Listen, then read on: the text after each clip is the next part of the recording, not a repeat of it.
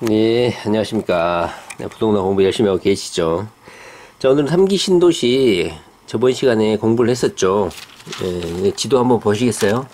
어, 눈에 잘 담아 놓으셨나요? 예. 뭐, 이 사진들은 뭐, 부동산 공부하시게 되시면 수도 없이 수백 번을 보게 되지 않을까 싶습니다. 여기 보면은, 이번에 새로 발표한 3기 신도시 2차는 두 곳이죠. 그리고 1차에서는 네 곳을 발표했고, 두 곳은 어디입니까? 바로 부천 대장하고, 그 다음에 고양 창릉입니다.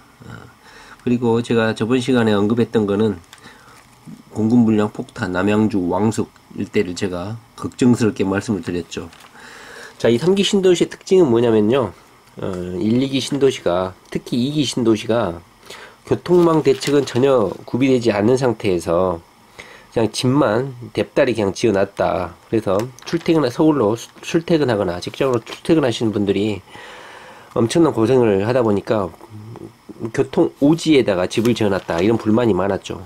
특히 뭐 동탄이나 뭐 이런데 판교나 이런 데는 뭐 괜찮은데 동탄이나 뭐 동탄 이 신도시도 마찬가지고 교통난이 제대로 받쳐지지 않는 상태에서 집만 지어놓다 보니까 부동산 가격을 형성하는데 어느 정도 한계가 있는 게 사실입니다. 그런데 이 3기 신도시는 이런 불만들을 반영을 해가지고 직주근접, 그러니까 일자리도 만들고 그 다음에 교통대책도 수립한 후에 집을 짓겠다. 다시 말을 하면 먼저 교통대책을 강구한 후에 집을 짓겠다 이거예요. 특히 3기 신도시 1차로 발표한 것 있죠. 이 3기 신도 1차로 발표한 뭐 하남 교산이라든가 과천, 인천 계양 테크노밸리, 그 다음에 남양주 왕숙, 이곳들은요 전부 일자리하고 연관되어 있는 곳입니다. 그리고 GTX하고 연관되어 있는 지역이죠. 과천이야 뭐 당연히 뭐 GTX 노선 들어가 있는 것이고, 여기 과천역 자체가 있죠. 그 다음에 인천 계양 테크노밸리는 아예 일자리를 중심으로 만들어 놓은 곳이고, 그 다음에 이 남양주 왕숙은 구리 남양주 뭐 테크노밸리인가요? 여기에도 뭐 그 경기도 북부 테크노밸리일 거예요 아마. 거기에 일자리하고 연관돼서 만들어 놓은 곳입니다. 마석에도 GTX C노선인가요? 쭉 보면 송도에서 GTX B노선이네요. B노선하고 연관돼 있는 근접지에다가 주택지구를 신도시를 설정을 한다는 것입니다. GTX 역 주변이면 좋겠지만 뭐 마을버스나 이런 간단한 교통대책으로 GTX 역까지 갈 수만 있다면 그것도 괜찮은 것이죠. 자, 이번 3기 신도시에서는 먼저 어제도 말을 했지만 세전역에서부터 고양시청까지 지하철 14.5km 구간에 지하철을 놓는다는 게 가장 큰 특징이었죠. 이름하여 고양선이죠. 고양선. 고양시청에서 세전역까지 여의도로 25분 정도 만에 진입할 수 있다. 그래서 그 역들이 총 몇 개 역입니까?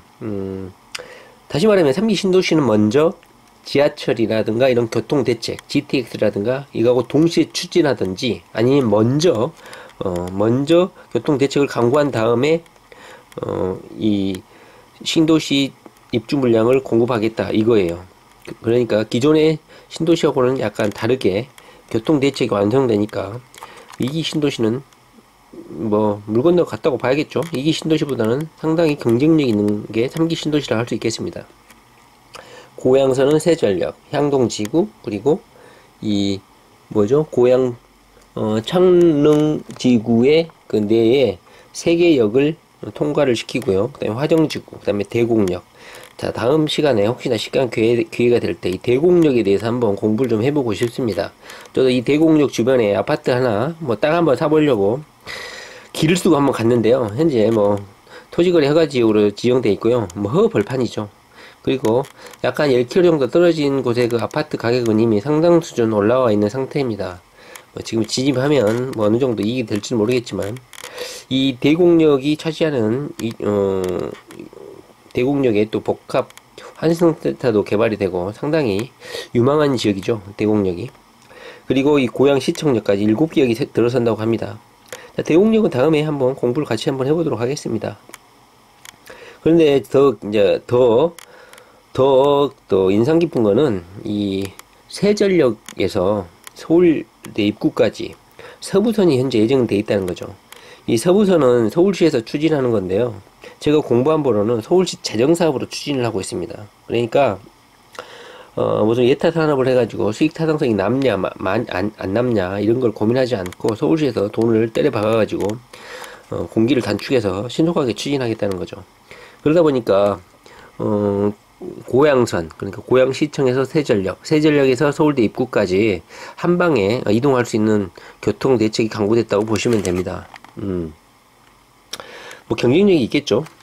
그 다음에 여기 보시면은 부천 대장지구 같은 경우는 교통 대책으로 슈퍼 BRT, 간선급행 버스인데 거기다 S를 붙였죠. 슈퍼 BRT로 교통 대책을 강구하겠다. 그 BRT가 어디로 운행을 하느냐? 바로 김포공항역과 부천 종합 운동장역까지. 그러니까 그 출퇴근 대책을 지하철역을 이용하라 이거죠. BRT가 뭔지는 아시죠? 우리 뭐 버스 전용 노선하고 비슷한 겁니다. 그러니까 그 시간 뭐랄까요, 신호등 체계를 조정을 해가지고 신호등에 걸리지 않도록 여기 있네요, 써있네요. 이래서 신문 공부를 해야 되는 겁니다. 슈퍼 BRT는 우선 신호 체계를 도입해서 지하철처럼 신호에 구애받지 않고 멈춤 없이 도로를 달리는 버스 체계이다. BRT가 뭔지 몰라셨던 분도 많았겠죠. 자, 이걸로 해서 BRT가 뭔지 또 공부를 하게 된 거죠. 그러니까 지하철처럼 한 방에 그냥 가는 거예요. 시내에 걸리지 않고. 그러니까 BRT가 있는 노선 주변 지역의 아파트 값이 상당히 비싸죠. 그래서 서울역까지 30분, 여의도까지 25분이면 도착할 수 있다. 그리고 부천 종합운동장역에 복합 환승센터를 설치하고 김포공항역에는 이미 환승센터가 설치가 되어 있습니다. 제가 다음에 대곡역하고 또 김포공항역도 상당히 상징적이고 부동산 투기 언니들에게는 인상 깊은 장소입니다. 김포공항역. 물론 김포라는 자체가 비행기가 뜨고지는 이런 소음 때문에 어떤 입지적 제한이 있긴 한데요. 교통의 중심지로 거듭날 수 있는 곳입니다. 김포공항역은. 그래서 한번 공부를 해볼 필요가 있습니다. 그 다음에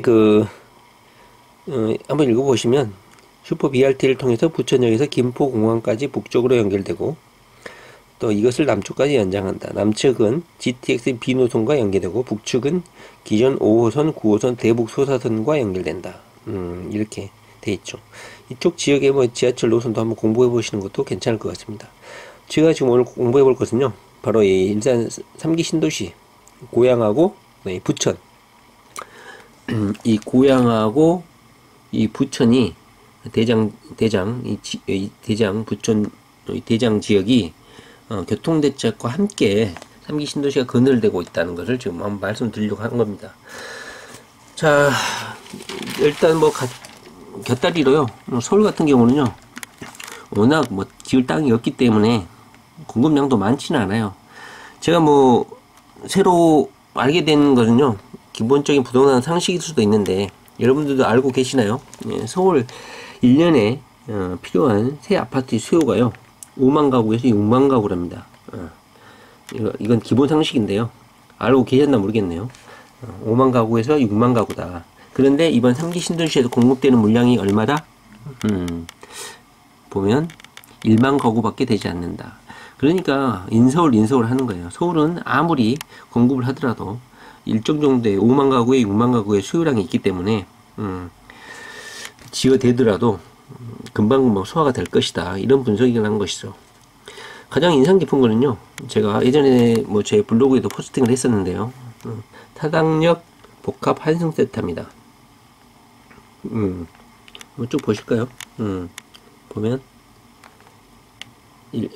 쭉 보시면 특징이 상업 준주거지역 용적률을 완화해가지고 고층으로 짓게 만들어주겠다. 그 다음에 빈집을 활용하겠다. 그 다음에 재개발 재건축 임대주택 비율을 확대하겠다. 그 다음에 임대아파트 단지를 재건축하겠다. 이런 방향으로 지금 주택량을, 공급량을 늘리겠다는 게 서울시의 방침인 것 같습니다. 그리고 쭉 보면은 이런 건 볼 필요 없고요. 뭐 군 유휴 용지를 활용한다. 뭐 이런 건 중요한 게 아니고요. 사당역 복합 환승센터에 1200가구, 창동역 유명하죠. 창동역 복합 환승센터도 공급하고 왕십리역 철도용지에도 공급한다. 가장 눈에 띈 것은 바로 사당역 복합 환승센터입니다. 이것은요 한 2년 전에 이미 발표가 됐어요. 그래서 이미 뭐 저도 블로그에 포스팅도 하고 본격적으로 공부도 좀 해봤죠. 상당히 고층으로 짓겠다는 거, 용적률을 완화해가지고 땅이 좁으니까 거기에 뭐 백화점도 들어오고 호텔도 짓고 뭐 이런 식의 개발인 것 같아요. 현재 뭐 사당역 복합 환승센터의 부지라고 합니다. 서울에 공급되는 이번 3기 신도시 말고 서울에 공급되는 공급량의 위치는 이렇게 되어 있습니다. 한번 지도를 잘 보시기 바랍니다. 봉천동 쭉 있죠. 짜투리 땅이 찔끔 이렇게 공급이 들어가면요 그 주변 아파트들은요 좋은 게 아니에요. 이 공급이 뭐 경제적으로 수요 공급의 원리에 의해 좌우되잖아요. 공급이 되는 거는 그 주변 지역 부동산에는 도움이 되지 않습니다. 무주택자라든가 서울에 뭐 공급 부족하다 이런 불평불만자들을 달래기 위한 이런 공급이기 때문에 기존에 집을 갖고 계신 분들한테는 별로 도움이 되지 않는 내용임은 분명해 보입니다. 그 밑으로 내려오면 뭐 경기도는 공급 과잉이고 서울은 생색내기다. 다른 건 다 때려치고요. 쭉 한번 보시면 고양이 가장 난리죠. 쭉 보시면 고양은 38,000가구가 새로 생기게 되고 기존 분양 물량이라든가 기존 부동산도 그다지 부동산 시세가 상승하지 않았다 이런 거죠. 그리고 항동지구에도 입주 폭탄을 안겨준다. 항동지구가 서울하고 근접하다 보니까 그때 저도 뭐 청약을 해보려고 했는데요. 아우 비싸더라고요. 그 다음에 워낙에 장기 프로젝트이기 때문에 지금 당장은 뭐 공급이 되는 게 아니잖아요. 그러니까 2025년까지 긴 안목으로 3기 신도시와 관련해서 접근을 해야 될 것 같습니다. 물론 무주택자에게는요 뭐 최상인 거죠. 3기 신도시에 들어가신 분들은요 인생 역전한다고 저는 생각을 합니다. 왜냐면 입지가 너무 좋아요. 자, 사당역 1번 출구 앞에 주차장 용지에 1200가구를 투입하여 사당역 복합 환승센터를 설립하고 거기에다가 추가로 공급 물량을 공급하겠다 이거죠. 창동에도 복합 환승센터 쭉 있습니다. 그런데 여기서 주의할 길은요, 여러분도 아시겠지만 이명박 정부도 그렇고 이 광명시에 택지지구가 하나 있었어요. 보금자리 주택이라고. 근데 거기 보금자리 해제지구에 거기에 과연 3기 신도시 발표 후보지로 눈이 거론이 됐었죠. 그런데 그 신창현 더불어민주당이 그 LH 문건이죠. 그것을 유출해가지고 부랴부랴 국토교통부에서 뭐 취소를 한 것 같아요. 저는 지금 현재 그 신창현 의원의 그 문건이 공개되고 나서 말들이 많았어요. 그래서 미리 거기 들어가서 땅도 사고 뭐 선점하려고 했던 분들이 많았죠. 그런데 이번 3기 신도시 발표에서 제외가 됐다는 거죠. 저로서는 다행이라는 생각이 들어요. 왜냐면 그 주변에 저도 투자를 하고 있는 아파트가 하나 있기 때문에 다행히 해제가 돼서 안도의 한숨을 쉬었습니다. 왜냐면 이 지역이 보금자리 해제지구인 이 지역이 너무너무 땅이 넓어요. 물론 여기가 광명 테크노밸리가 들어서죠. 광명 시흥 테크노밸리 TGV 이것도 제가 포스팅을 한 적이 있었는데요. 광명 시흥 테크노밸리가 들어설 어마어마한 땅 면적이죠. 거기에 신도시를 지을 거라고 거의 확신한 분위기였는데 이번에 빠졌습니다. 왜 빠졌을까요? 가장 유력한 후보였던 광명 시흥의 이런 입지가 선택이 되지 않는 이유는 최근 구로 차량기지 이전과 관련해서 광명시와 국토부 간의 충돌이 무관치 않아 보인다. 자, 여기서도 포인트가 있죠. 현재 구로 차량기지가 이전을 할 예정이에요. 구로 차량기지 위치를 한번 보시면 알겠지만요. 구로 차량기지를 이전하고 여기에 뭐 지하철 노선이 연장된다는 이야기도 있어요.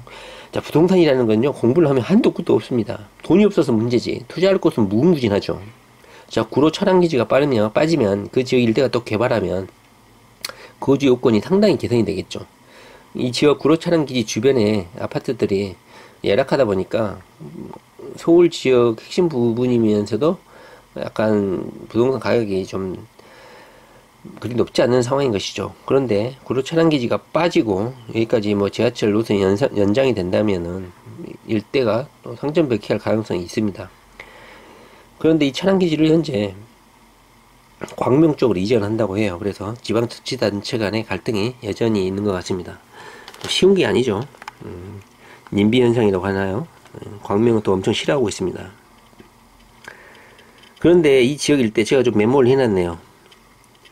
우리 투기 어린이들이 투자할 수 있는 가장 적기다. 지금 진입을 해라. 광명시 과학동 일대 토지가 117건이 거래됐죠. 이 신창현 의원이 이 문건을 유출하고 나서 이 일대의 땅 거래가 이렇게 늘어났는데 신도시로 지정이 안 돼 버렸죠. 이 사람들한테는 좋은 걸까요? 나쁜 걸까요? 저는 이 사람들이 인생의 승리자라고 생각합니다. 지금은 당장 신도시로 지정이 되지 않았지만 또 한 5년, 10년 지나고 나서 부동산 가격이 폭등하게 되면 제 1순위입니다. 이 광명시흥, 이 보금자리 주택 해제 지구, 이 특별관리지역, 이 지역은 지정 1순위예요. 무조건 지정이 된다고 보면 돼요. 지금이 아니지만 이분들은 그냥 땅을 팔지 말고 그대로 투기를 한 것이죠. 이분들은 이거 그대로 가지고 계시면 될 것 같습니다. 여기 보면 여전히 불씨는 살아있다. 자, 그런데 제가 추가로 말씀을 드려볼 것은요.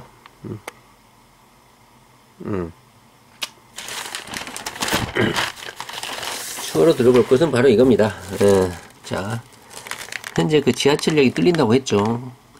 근데 이 고양선이 지금 국토교통부에서 3기 신도시 발표하면서 예타 면제로 진행을 하겠다. 그래서 진행이 빨리 진행될 것이라고 기대감을 불어넣어줬죠. 그런데 여기서 기획재정부가 태클을 걸고 나왔죠. 왜 그것을 협의도 안 하고 지금 마음대로 발표를 하느냐. 뭐 그런 여러 가지 뭐 법적 논리 대응 이런 것은요, 각자 뭐 주장하는 내용이 있는데요. 그 주장 내용은 별로 중요하지는 않는 것 같습니다. 쭉 보면 뭐 공공기관 운영에 관한 법률, 또 그다음에 뭐 공공기관이 시행하는 사업에 있어서는 공공기관 운영에 관한 법률, 아니고 공공기관의 운영에 관한 법률, 그다음에 공기업 준정부기관 예산 편성 지침 뭐 이런 걸 들어서 서로의 논리를 좀 주장하고 있는 것 같아요. 국토부라든가 기획재정부.